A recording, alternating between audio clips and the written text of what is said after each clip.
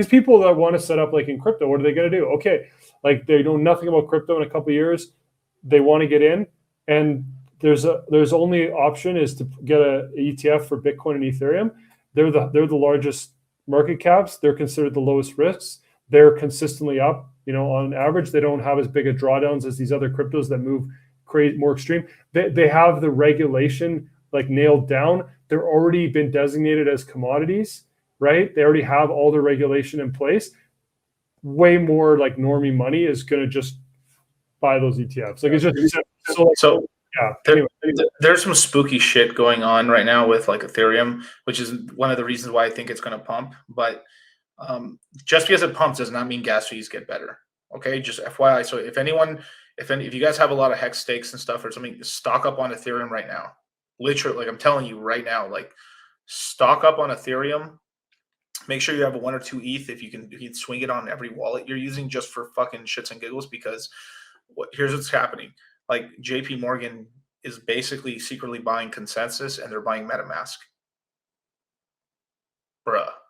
So what's going on is like they're starting to corner the market on ETH right now.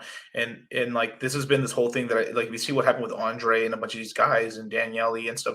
Basically everyone, some of the top DeFi devs basically ran for the hills because basically they know some shit's coming in a way. So there's that. Okay, so I'm just seeing, look, I may be crazy here, but I'm just seeing a lot of smoke. I'm seeing a lot of smoke, right? And what I think is really going on, if I'm being really conspiratorial, is that it's easier to control Ethereum than it is Bitcoin. That's what I think. That's what I truly, truly, truly think. Yeah, this is what I truly, truly think is what's going on right now. It makes sense, right? Like it makes sense that they're going to want to. Yeah, I mean, there's going to be a certain, basically they want to regulate and control. It seems like that's the direction they're going. And yeah, if ETH is the easiest one to do that with, then yeah, it makes sense, right? Like I agree with you. I think that's a high probability. Because like you said, if Bitcoin's already at a point where it's a lot more difficult to control, to push ETH, to propel ETH, and push it and kind of make it the potentially the largest market cap, because they have an easier path to regulate and control and kind of determine the direction of that. And also, if you think about it, right, ETH could be, it has a lot of work to do. There's no guarantee. Like it's going to be, I believe it'll be eventually a multi-chain world anyways, and you'll have all these. Right. But I think like ETH could be the settlement layer for the multi-chain, right? So like ETH could be the main settlement layer for that. You could say, or the layer, like whatever, right? It's hard to say exactly how this plays out. You got Polkadot, and you have things that could be layer 0 or whatever. But say ETH is like, one of the main, if not the main one. I mean, yeah, it makes sense for the government or whatever you want to call, like the people that are looking to push things in certain directions to kind of propel ETH ahead and then lock it down to a degree. So that's basically, sorry, I didn't let you finish maybe what you wanted to say, but no, but you're right. I mean, that's kind of what's going on is like, it's an easier ecosystem control. A lot of the Ethereum guys are they're really smart, but they're pretty dumb at the same time.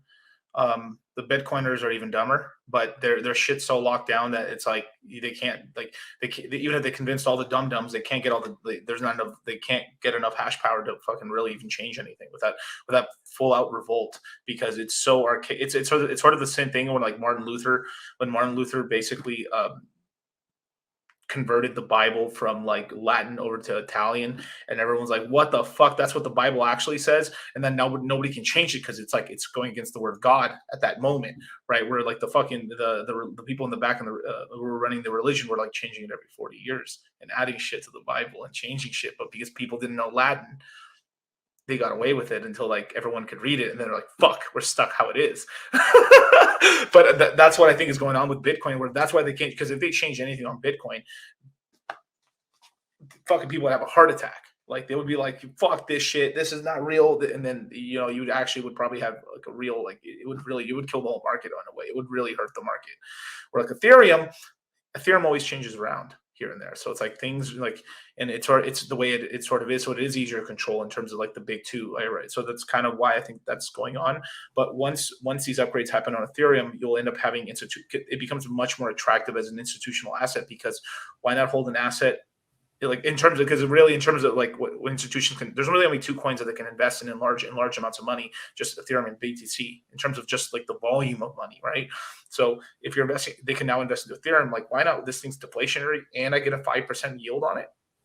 Yeah, that's the other massive difference that big money is going to want to. I mean, it makes complete sense. Most like really wealthy individuals, they want risk-free returns on their capital.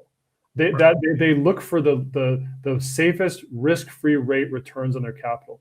And yes, if Ethereum has like a guaranteed whatever 4 to 7% yield, like that doesn't seem like a crazy yield in our terms with the way crypto operates. Obviously, a lot of projects offer way higher incentive returns, basically. But yeah, I mean, with Ethereum, if it's a deflationary asset and you can get 4 to 7%, like that's like hard to achieve. It is achievable in other markets for sure, but it's like, you know, bond market, a lot of these things that they put money into, like even real estate, like there's more headaches, like they get returns on that. But yeah, that's appealing. Like that's absolutely appealing. And with Bitcoin, I mean, you can get it, but you got to go through like a CeFi platform or some sort of boring, like there's not like a native way to earn on Bitcoin. Like that's a huge advantage in the long term. Like obviously Bitcoin, like I really believe in Bitcoin, just for many reasons that are obvious. But when it comes to Ethereum, that is a huge advantage that, like, yeah, I just kind of forgot and remembered again how big of a deal that is. And that's another point to what you were mentioning and your kind of theory here is big money coming into the space. I do think it makes sense for them to push Ethereum and back it because they can control it and they can get their risk-free return on it, you know. And yeah, so there's just reasons, and I personally think that, you know, like this is my opinion. Some people may not like it, but it's my opinion that I think Richard Hart is timing this shit to like, well, like right